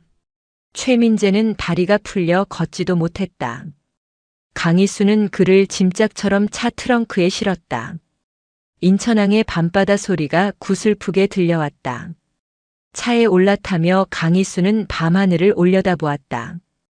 별이 보이지 않았다. 하지만 그녀의 가슴 속에는 뜨거운 불길이 타오르고 있었다. 이제 반 왔다. 서울로 돌아가는 길. 강희수는 태블릿을 켜고 이서연의 사진을 보았다. 웃고 있는 옛날 사진. 반드시 이 웃음을 되찾아 주리라. 하지만 강희수는 몰랐다. 궁지에 몰린 쥐가 고양이에게 덤비듯 서울의 구치소에서는 최무성이 최후의 카드를 준비하고 있다는 것을. 최무성은 면회 온 박태수 변호사에게 은밀한 지시를 내렸다. 이서연. 그년이 문제야. 그년 입만 막으면 돼. 입을 막다니요? 죽이기라도 하란 말씀입니까? 그건 너무 위험합니다. 누가 죽이래? 미친년으로 만들라니까. 정신병원 기록 있잖아. 그걸로 언론 플레이하고 놈들보다 먼저 증인 보호소를 쳐. 강희수가 없는 틈을 타서. 최무성의 눈이 탐욕스럽게 번들거렸다. 강희수. 내년이 내 아들을 잡으러 간 사이에 나는 내 아킬레스건을 끊어놓겠다. 서울로 달리는 강희수의 차. 그리고 춘천 안전가옥으로 향하는 정체불명의 검은 승합차들. 엇갈린 운명 속에서 또다시 피비린내 나는 밤이 다가오고 있었다. 인천에서 서울로 향하는 고속도로. 새벽 3시의 도로는 칠흑 같은 어둠에 잠겨 있었다. 김도진이 모는 검은색 세단은 속독의 바늘이 한계치까지 꺾인 채 질주하고 있었다. 뒷좌석에는 손발이 묶인 최민재가 짐짝처럼 구겨져 있었고 조수석의 강희수는 초조하게 손가락으로 무릎을 두드렸다. 도진아 더 밟아. 이미 180입니다, 단장님. 빗길이라 더 이상은 위험합니다. 안전가옥 경비팀장이 전화를 안 받아. 느낌이 안 좋아. 강희수의 육감. 707 시절 수없이 사선을 넘나들며 다져진 그 본능이 뇌랄엔에 경고음을 울리고 있었다. 최무성이 순순히 당하고만 있을 위인이 아니었다. 놈은 벼랑 끝에 몰린 쥐였고 쥐는 고양이를 물기 위해 이빨을 드러내는 법이었다. 그때 강희수의 전화벨이 울렸다. 발신자는 안전가옥 경비일. 강희수는 거칠게 통화 버튼을 눌렀다. 박 중사. 보고해. 나 단장님. 놈들입니다. 놈들이 들이닥쳤습니다. 비명과 함께 둔탁한 타격음이 들렸다. 그리고 낯선 남자의 목소리가 수화기 너머로 들려왔다. 강희수 중령. 내가 딴 곳에서 힘 빼는 사이에 빈집털이 좀 하러 왔다. 이서연이는 우리가 잘 데리고 놀다가 보내줄게. 정신병원으로. 너 누구야? 이서연 털끝 하나라도 건드리면 건드리면 내가 인천에서 날아오려면 최소 2시간이야. 그 사이면 우린 상황 끝내고 국밥 한 그릇 말아먹고 있겠는데? 하하. 뚝. 전화가 끊겼다. 강희수의 눈동자가 흔들렸다. 2시간. 물리적으로 불가능한 시간이었다. 춘천 안전가옥에는 이서연을 지키기 위해 후배 부사관 2명을 배치해 두었지만 전문적인 해결사들이 작정하고 덤비면 버티기 힘들었다. 차 세워. 네. 고속도로 한복판입니다. 세우라고. 끼익. 차가 갓길에 미끄러지며 멈췄다. 강희수는 뒷좌석으로 몸을 돌려 최민재의 멱살을 잡았다. 야. 내 아비가 보낸 걔들 대장이 누구야? 어디 소속이야? 나도 몰라. 아버지가 알아서 하신다고 했어. 진짜야. 최민재는 공포에 질려 고개를 저었다. 강희수는 그를 내팽개치고 다시 앞을 보았다. 방법이 없었다. 자신이 가는 동안 이서연은 끝장난다. 그때 강희수의 머릿속에 한 사람이 떠올랐다. 화천 인근 춘천과 가장 가까운 곳에 있는 사람. 자신이 군 생활을 하며 유일하게 빚을 졌던 그리고 가장 위험한 남자. 강희수는 떨리는 손으로 연락처를 검색했다. 저장된 이름은 미친 개. 신호가 2번 가기도 전에 상대방이 전화를 받았다. 새벽 3시다. 죽고 싶냐? 잠긴 목소리 하지만 그 안에 서린 살기는 여전했다. 나야. 강희수. 호랑이? 내가 이 시간에 웬일이냐? 뉴스 보니까 7사단 뒤집어 놨던데. 부탁 하나만 하자. 아니 빚 좀 갚아. 빚이라. 춘천 소양댐 인근 안전가옥. 주소 찍어줄게. 지금 당장 가. 내가 왜? 거기 내 새끼가 있어. 짐승들이 물어뜯으려고 해. 내가 가려면 2시간 걸려. 내가 가면 20분이면 돼.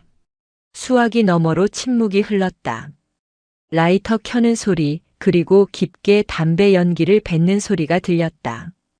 상대는 최무성 사단장이 고용한 해결사들. 숫자 불명. 무장 수준은 흉기 소지 추정. 재밌네. 군바리들이랑 노는 건 질렸는데 깡패 새끼들이라면 몸 좀 풀어도 되겠지. 죽이지는 마. 산송장으로만 만들어. 노력은 해보지. 끊어. 출발한다. 전화가 끊겼다. 강희수는 핸들에 이마를 기댔다. 그가 움직인다. 국군정보사령부 HID 출신의 블랙 요원 박철우. 과거 작전 중에 강희수가 목숨을 구해준 적이 있는 인간 병기였다. 도지나 밟아. 200으로 밟아. 철우 그놈이 버텨줄 때 우리가 도착해야 해. 엔진이 비명을 질렀다. 차는 다시 빗길을 뚫고 춘천을 향해 미친 듯이 질주했다. 같은 시각 춘천 안전가옥. 고요하던 별장은 지옥으로 변해 있었다. 유리창은 모조리 깨졌고 거실 바닥에는 강희수가 배치한 경호원 박 중사가 피투성이가 된 채 쓰러져 있었다. 이서연이 어디 숨었어? 나와. 검은 복면을 쓴 5명의 사내들이 집안을 휘젓고 다녔다. 그들의 손에는 야구 방망이와 회칼이 들려 있었다. 최무성의 사주를 받은 전문 용역 깡패들이었다. 이서연은 2층 다락방 구석 옷장에 숨어 입을 틀어막고 있었다. 심장이 터질 듯이 뛰었다. 아래층에서 들려오는 물건 부서지는 소리, 욕설, 그리고 박 중사의 신음소리. 살려주세요. 단장님, 살려주세요. 그녀는 눈물을 흘리며 강희수를 찾았다. 하지만 이곳은 너무 멀었다. 그때 다락방 문이 벌컥 열렸다. 여기 숨었네. 꼭꼭 숨어라 머리카락 보일라. 복면을 쓴 사내 하나가 비릿하게 웃으며 들어왔다. 그의 손에는 주사기가 들려 있었다. 강력한 환각제였다. 이걸 맞고 경찰에 발견되면 그녀는 영락없는 마약 중독자이자 정신 이상자가 되는 것이었다. 오지 마. 오지 마세요. 이서연이 옷장 문을 잡고 버텼지만 사내의 힘을 당해낼 수는 없었다. 문이 뜯겨나가고 사내가 이서연의 머리채를 잡았다. 얌전히 있어. 한 방이면 뽕 간다니까? 아버지 백 믿고 설치는 년이 말이 많아. 사내가 주사기를 이서연의 팔에 꽂으려는 순간이었다. 와장창.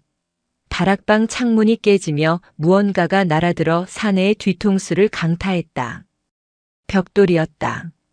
사내가 비틀거리는 사이 창틀을 밟고 검은 그림자가 안으로 뛰어들었다.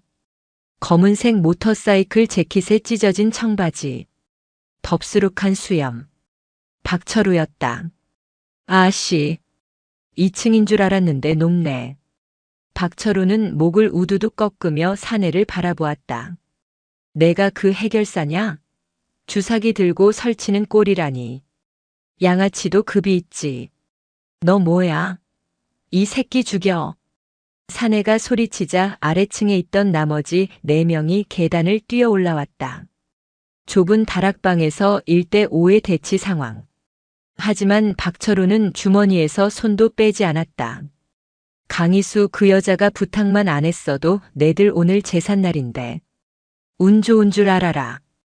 박철우의 눈빛이 변했다. 가장 먼저 달려든 놈의 주먹을 고개만 까딱해 피한 그는 순식간에 품에서 손을 빼 놈의 턱을 올려쳤다. 쩍. 턱뼈가 부서지는 소리와 함께 놈이 기절했다. 하나. 박철우는 좁은 공간을 이용해 놈들이 한꺼번에 덤비지 못하게 했다. 회칼을 든 놈이 찌르려 하자 그는 쓰러진 놈의 몸을 방패 삼아 막아내고 로우킥으로 무릎을 박살냈다. 으악. 하지만 숫자가 많았다. 뒤에서 강목이 날아와 박철우의 등을 쳤다. 퍽. 보통 사람이라면 쓰러졌겠지만 그는 신음소리 하나 내지 않고 뒤를 돌아보았다. 안마하냐? 박철우가 강목을 잡고 뺏어 놈의 머리통을 후려쳤다. 그 난장판 속에서 이서연은 구석에 웅크리고 떨고 있었다.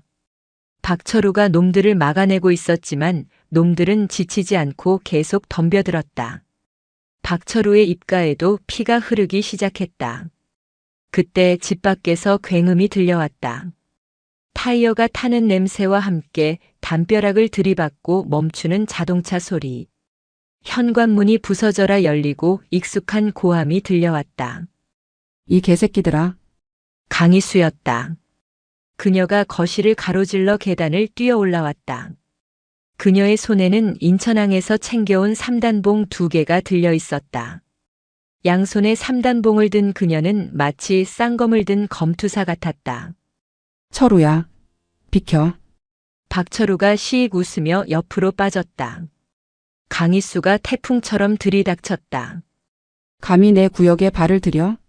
그것도 약을 들고? 강희수의 3단봉이 춤을 췄다. 그녀는 자비가 없었다. 팔, 다리, 쇄골. 놈들이 다시는 일어서지 못하도록 뼈마디를 정확히 노렸다. 좁은 다락방은 비명으로 가득 찼다. 마지막 남은 주사기를 들었던 놈이 창문으로 도망치려 했다. 강희수가 3단봉을 집어 던졌다. 봉은 회전하며 날아가 놈의 종아리에 꽂혔다. 아! 놈이 바닥에 나뒹굴었다. 강희수는 천천히 걸어가 놈의 손에 들린 주사기를 뺏었다. 그리고 놈의 멱살을 잡아 창밖으로 몸을 내밀게 했다. 이거 서연이한테 놓으려고 했냐? 이 안에 든 게 뭐야? 필로폰? 졸피뎀? 살려주세요. 시키는 대로 했을 뿐입니다. 시키면 다 해? 그럼 뛰어내려. 강희수가 손을 놓으려는 신용을 하자 놈이 기겁하며 바짓가랑이를 붙잡았다. 도진아. 밧줄 가져와. 이 새끼들 전부 굴비처럼 엮어서 마당에 매달아놔. 경찰 올 때까지 비 좀 맞게. 상황은 정리되었다. 박철우는 벽에 기대어 담배를 하나 물었다. 늦었네, 호랑이. 10분만 늦었으면 내 새끼 약쟁이 될 뻔했다. 고맙다. 이 빚은 나중에 갚을게. 강희수는 떨고 있는 이서연에게 다가갔다. 피 묻은 장갑을 벗고 따뜻한 손으로 이서연의 뺨을 감쌌다. 서연아. 괜찮아. 언니 왔어. 이제 아무도 너 못 건드려. 내가 약속할게. 이서연이 강희수의 품에 안겨 오열했다. 강희수는 이를 악물었다. 최무성. 이제 법이고 나발이고 놈의 숨통을 끊어놓기 전에는 멈추지 않겠다고 다짐했다. 아침 9시. 서울 육군본부 검찰단. 밤새 내리던 비가 그치고 해가 떴지만 강희수의 전쟁은 이제부터가 진짜였다.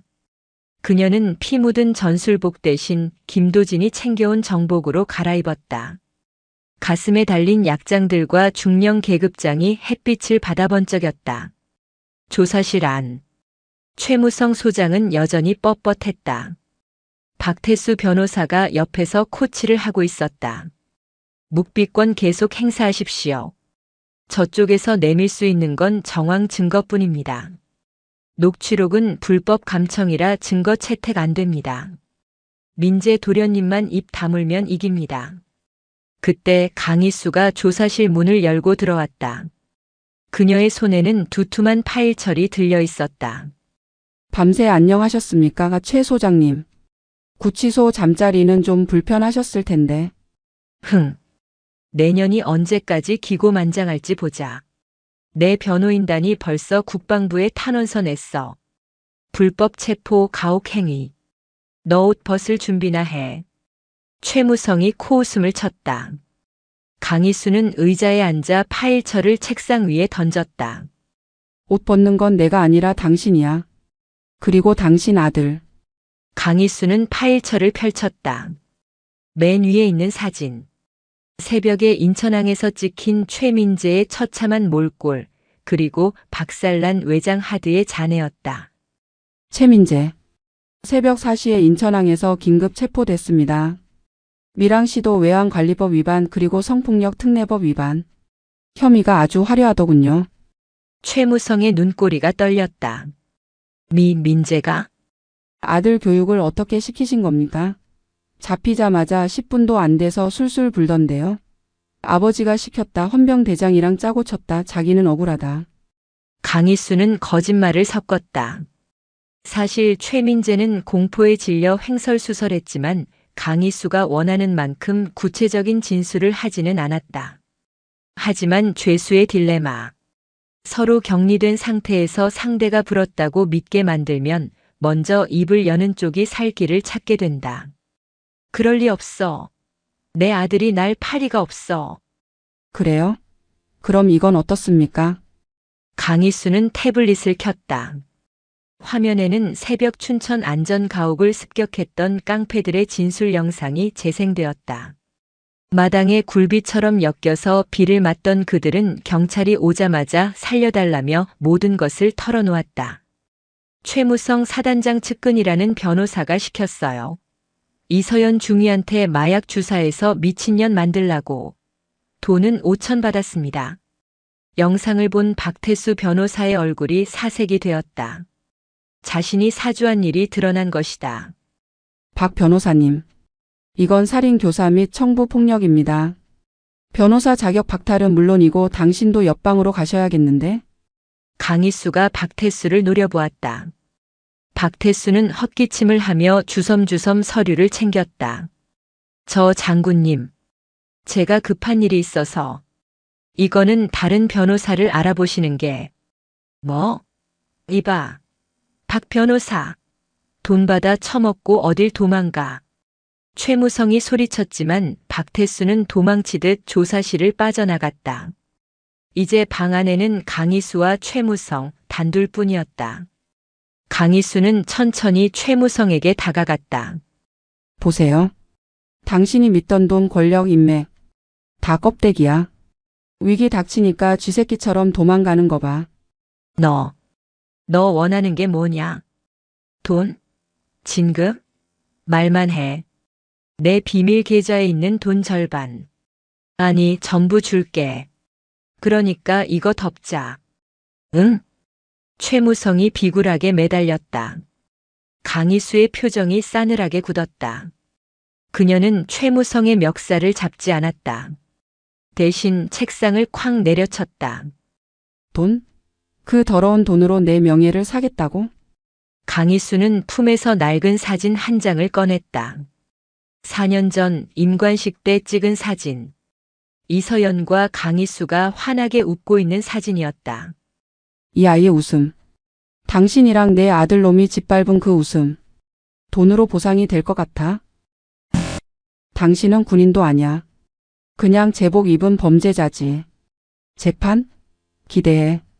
내가 증인석에 서서 당신이 한 짓 토시 하나 안 틀리고 다 까발려 줄 테니까. 그리고 강희수는 최무성의 귀에 대고 속삭였다. 내 아들 최민재. 내가 복구한 외장 하드 영상 이미 방송국에 보냈어. 오늘 저녁 9시 뉴스. 온 국민이 내 아들이 어떤 괴물인지 보게 될 거야. 넌 사회적으로 매장이야. 아, 안 돼. 최무성은 바닥에 주저앉았다. 모든 것이 끝났다. 아들의 범죄가 전파를 타면 그 어떤 권력으로도 막을 수 없다. 여론재판 그리고 법의 심판. 그는 완벽하게 파멸했다. 강희수는 조사실을 나왔다. 복도 의자에 김도진이 앉아 있다가 벌떡 일어났다. 단장님, 고생하셨습니다. 아직 안 끝났어. 재판 남았어. 서현 중위는 병원에서 안정을 찾았습니다. 그리고 김도진이 머뭇거리다 말을 이었다. 아까 방송국 PD한테 연락 왔습니다. 단장님이 보내신 자료 데스크 승인 떨어졌답니다. 오늘 밤 특종으로 나갑니다. 그래. 잘 됐네. 강희수는 창밖을 바라보았다.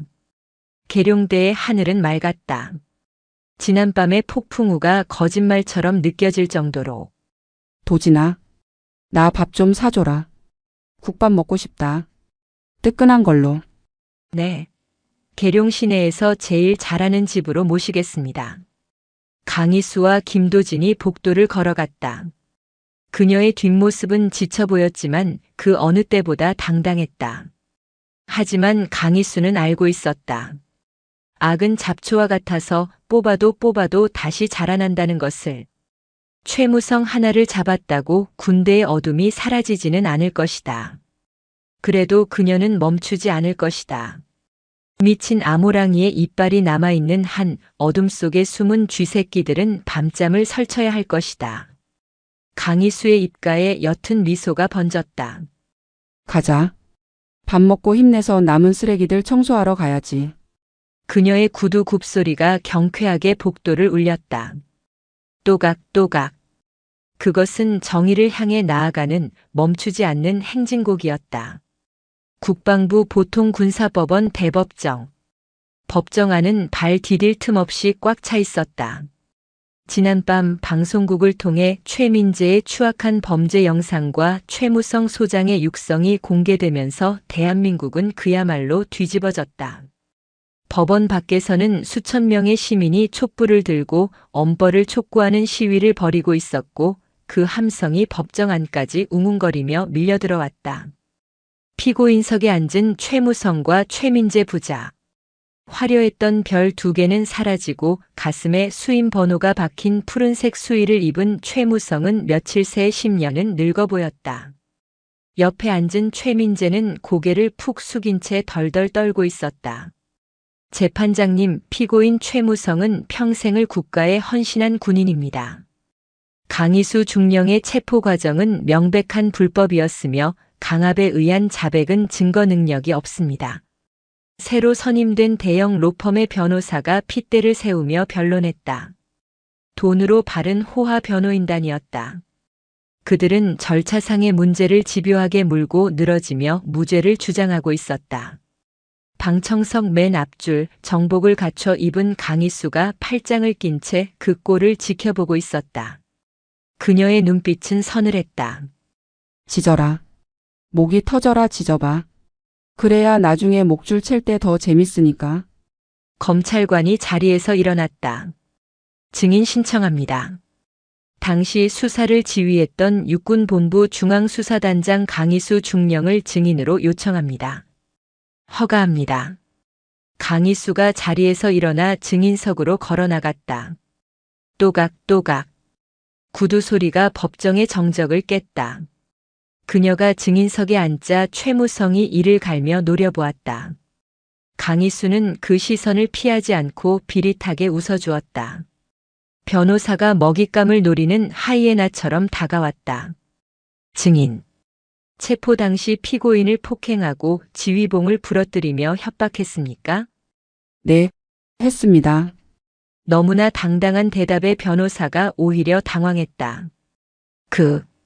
그렇다면 이는 직권 남용이자 가혹행위 아닙니까? 수사관이 피의자를 폭행하다니 이건 야만적인 짓입니다. 야만이라. 변호사 양반 뭔가 착각하고 있군. 강희수가 마이크를 잡고 변호사를 똑바로 응시했다. 나는 군인이고 내 임무는 적을 섬멸하는 겁니다. 내 부하 내 전우를 건드린 놈은 더 이상 아군이 아닙니다. 그건 적입니다. 적을 제압하는데 뺨 좀 때리고 몽둥이 좀 부러뜨린 게 뭐 대수입니까? 총으로 쏴 죽이지 않은 걸 감사하게 생각해야지. 방청석에서 웅성거림이 일었다. 판사가 의사봉을 두드렸다. 정숙, 증인, 법정에서는 언행을 조심하세요. 죄송합니다, 재판장님. 하지만 저 자들은 인간이 아닙니다. 인간의 탈을 쓴 짐승에게 인권을 논하는 것 자체가 코미디입니다. 이보세요. 말 다 했어? 변호사가 얼굴이 붉어져 소리쳤다. 강희수는 코웃음을 치며 품에서 USB 하나를 꺼내 들었다. 말장난은 그만합시다. 재판장님, 검찰 측에서 제출한 영상 증거 외에 제가 어제 복구한 추가 영상을 증거로 제출합니다. 추가 영상입니까? 최민재의 클라우드에서 찾은 겁니다. 놈이 지었다고 생각했던 원본이죠. 여기에는 이서연 중위 사건 당일의 진실이 고스란히 담겨 있습니다. 이걸 보고도 저들이 무죄라고 지저댈 수 있는지 궁금하군요. 변호사가 기겁하며 막아서려 했지만 재판장은 증거 채택을 허가했다. 법정 중앙에 대형 스크린이 켜졌다. 영상은 흔들리는 화면으로 시작되었다. 최민재가 몰래 설치한 카메라였다. 이거 놔주세요. 대위님 제발. 이서연의 애원하는 목소리. 그리고 짐승처럼 달려드는 최민재. 거부하는 이서연에게 억지로 술을 먹이고 폭행하는 장면이 적나라하게 재생되었다. 그리고 결정적으로 영상 말미에 걸려온 전화 통화 내용이 흘러나왔다. 아빠, 나 사고 쳤어. 어떡해. 이 멍청한 새끼. 일단 개입부터 막아. 헌병대장 보낼 테니까 약 먹여서 재워. 자살 시도 한 걸로 꾸밀 테니까 걱정 마. 최무성의 목소리였다. 빼도 박도 못하는 증거. 아들이 찍은 불법 촬영물이 아비의 목을 조르는 밧줄이 되어 돌아온 순간이었다. 법정은 경악으로 물들었다. 방청석에서 욕설과 비명이 터져 나왔다. 최무성은 얼굴이 하얗게 질려 바들바들 떨었다. 최민재는 귀를 막고 비명을 질렀다. 끄라고. 저거 내 거 아니야. 하지만 영상은 멈추지 않았다. 그때 법정 문이 열리고 휠체어 한 대가 들어왔다. 김도진이 밀고 들어오는 휠체어에는 환자복을 입은 이서연이 타고 있었다. 아직 창백하고 야윈 모습이었지만 그녀의 눈빛만은 살아있었다. 피해자 이서연 중위 증인으로 출석했습니다. 장내가 숙연해졌다. 이서연은 떨리는 손으로 마이크를 잡았다. 강희수가 증인석에서 내려와 이서연의 손을 꽉 잡아주었다. 할 수 있어. 서연아. 저놈들 똑바로 봐. 내가 죄인이 아니라는 걸 보여줘. 이서연이 고개를 끄덕였다. 그녀는 최민재를 손가락으로 가리켰다. 저 사람은 악마입니다. 저를 짓밟고 제 영혼까지 죽이려 했습니다. 사단장인 그의 아버지는 저를 정신병자로 몰아 사회에서 매장하려 했습니다. 저는 살고 싶었습니다. 죽으려고 했던 게 아니라 살고 싶어서 살려달라고 소리쳤던 겁니다. 이서연의 오열에 방청객들도 함께 울었다. 판사의 눈시울도 붉어졌다. 변호사는 더 이상 아무 말도 하지 못하고 자리에 주저앉았다. 게임은 끝났다. 강희수는 피고인석으로 다가가 최무성의 귀에 대고 속삭였다. 들리나? 저 울음소리. 내가 만든 지옥에서 살아 돌아온 생존자의 증언이다. 이제 내 차례야. 그 지옥으로 들어갈 시간이다. 최무성은 고개를 떨구었다. 재판장이 판결문을 낭독하기 시작했다.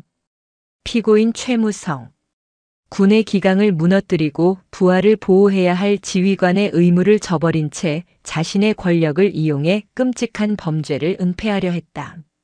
이는 용서받을 수 없는 중죄이다. 이에 피고인에게 징역 20년을 선고한다. 또한 피고인 최민재에게는 성폭력 범죄의 처벌 등에 관한 특례법 위반으로 징역 15년을 선고한다. 탕, 탕, 탕.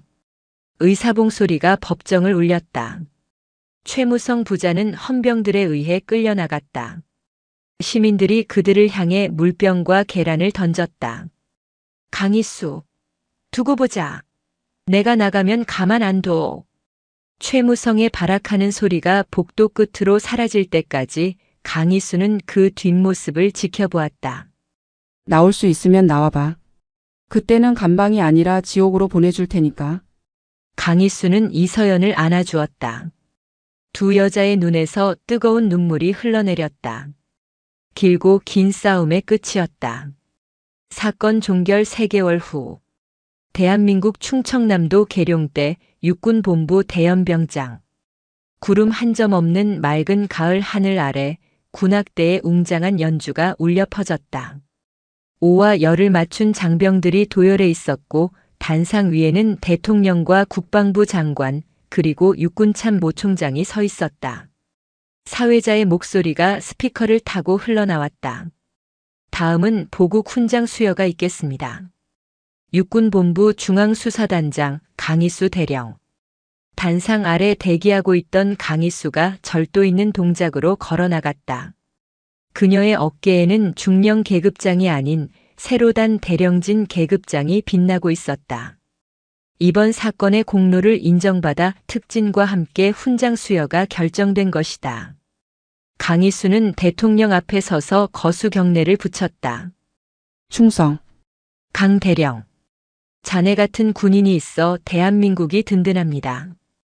그동안 마음고생 많았습니다. 대통령이 직접 그녀의 목에 훈장을 걸어주었다. 묵직한 훈장의 무게가 느껴졌다.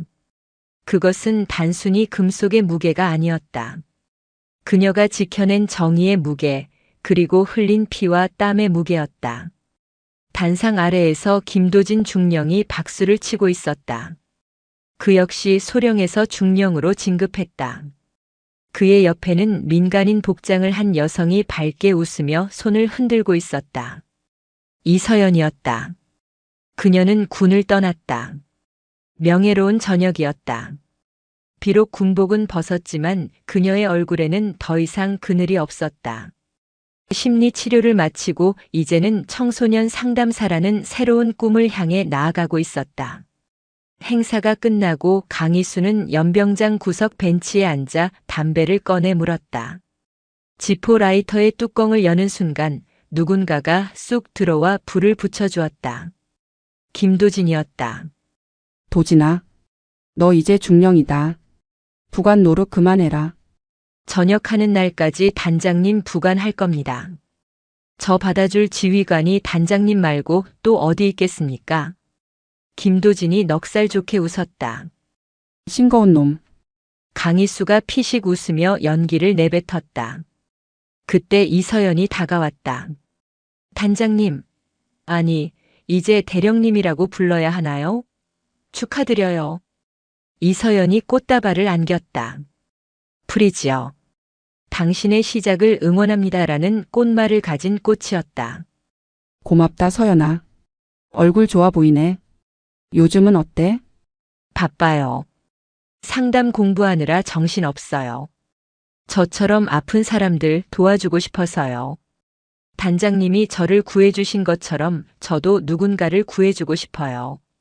이서연의 눈이 반짝였다.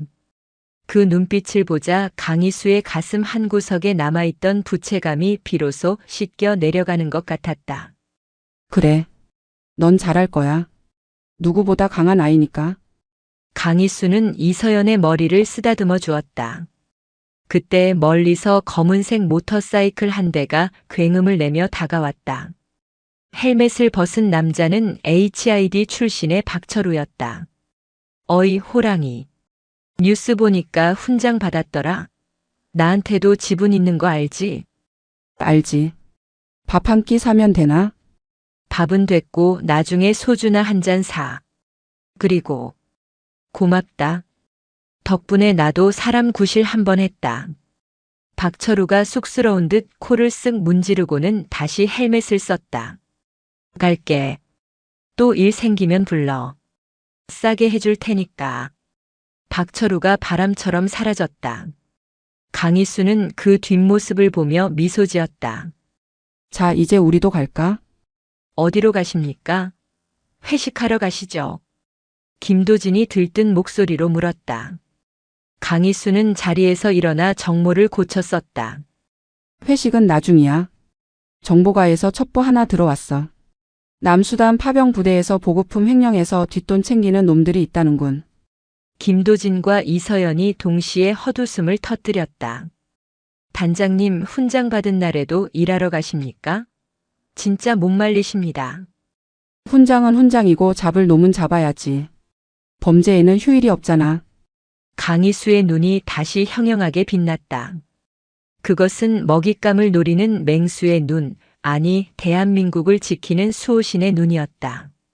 도지나 시동 걸어. 이번엔 아프리카다. 예, 알겠습니다.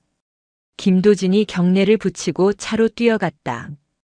강희수는 이서연에게 손을 흔들어 보이고는 천천히 걸음을 옮겼다. 가을바람이 그녀의 제복 자락을 휘날렸다.